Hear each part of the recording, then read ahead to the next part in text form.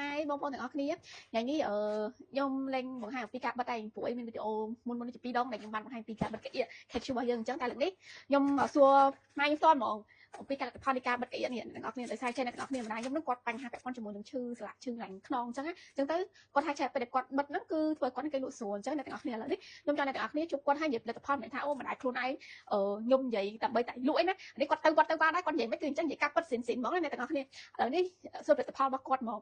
ម៉ែចង់ថាម៉ែនេះបិទកាអៀហ្នឹងទៅមានអារម្មណ៍មិនដែរពេលដែលឈឺស្លាក់មើលកន្លែងក្រោយខ្នងនេះបិទទៅវាយើងបានគេងលក់ស្រួលហើយវាបាត់ឈឺចុកចាប់ឆ្អឹងខ្នងហើយនិយាយរួមគឺឈឺបាត់ឈឺចុកចាប់ឆ្អឹងខ្នងហើយយើងគេងលក់ស្រួលអត់ដឹងភ្លឺផងនិយាយការពិតហ្មងអ្នកនរគ្នានេះសម្ដីរបស់គាត់ប៉ិតកុំថាខ្ញុំកូនគាត់ឲ្យខ្ញុំលក់ផលិតផលកាអៀ KQ នេះខ្ញុំនិយាយផ្លូវអត់ទេគាត់នឹងទៅវត្តរាល់ថ្ងៃខ្ញុំនិយាយមិនគឺអញ្ចឹងហ្មងអ្នកទាំងអស់គ្នាហើយឥឡូវនេះណាគាត់ញ៉ាំហ្មងគាត់ត្រូវការចង់បិទនៅរាល់ថ្ងៃព្រោះអ្នកទាំងអស់គ្នាដឹងហើយខ្ញុំពេលខ្លាំងត្រង់គាត់ទៅពេទ្យហើយទៅពេទ្យគាត់ត្រូវចំណាយលុយច្រើនណាស់ឥឡូវនេះខ្ញុំអត់ទៅគាត់នំគាត់ទៅពេទ្យតែដោយសារខ្ញុំមានកាអៀ KQ នេះទៅពេទ្យអញ្ចឹងនៅពេលដែលខ្ញុំបិទឲ្យគាត់កន្លែងគាត់ឈឺស្លាក់នៅក្រោយខ្នងធ្វើឲ្យគាត់គេលក់ស្រួលលេងមានផលរំខានមកឲ្យគាត់អញ្ចឹងគាត់ក៏អត់សូវឈឺដែរអញ្ចឹងអ្នកទាំងអស់គ្នាគឺបានស្ទះលុយអំពីការលេងទៅពេទ្យទៀតអញ្ចឹងអ្នកទាំងអស់គ្នាអញ្ចឹងសម្រាប់បងណាដែលមានឪពុកម្ដាយចាស់តែគាត់នៅខេត្តនៅពេញកណ្ដាលអ្នកទាំងអស់គ្នាគាត់តែមានប្រអប់ដាក់នៅផ្ទះដើម្បី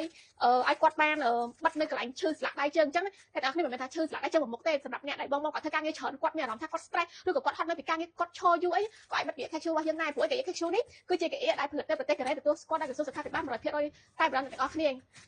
ហើយសម្រាប់ពុកម៉ែបងប្អូនណាដែលមានចង្អុលអីចង់សួរខ្ញុំបន្ថែមទៀតក៏បានដែរអញ្ចឹងអ្នកទាំងអស់គ្នាហើយបងប្អូនណាចង់ជាវចំណាស់អីខ្ញុំអីចង់ជាវកាអៀអី KQ នេះអត់ខុសបំណងទេព្រោះខ្ញុំបានសាកហើយហើយមិនថាកូនលក់លទ្ធផលហើយចេះតែនិយាយប្រាប់គេឲ្យគេជឿមិនមែនទេខ្លួនខ្ញុំអ្នកបិទផ្ទាល់ខ្ញុំធ្វើខ្លួនឯងផ្ទាល់បានលទ្ធផលមែនជួនកាលខ្ញុំសម្រាប់អត់ដឹងម៉ោងដល់ម៉ោង7ហ្នឹងគាត់ដឹងតែម៉ោង6ម៉ោង5ជាពិសេសម៉ោង5ហ្នឹងខ្ញុំងើបហើយមកយកដឹង3ដងអីហើយនេះដាក់ទៅលក់អត់ដឹងភ្លឺសោះហើយបើបងប្អូនណាជាវកាអៀ KQ នេះអត់ខុសបំណងទេយើងមានម៉ែឪចាស់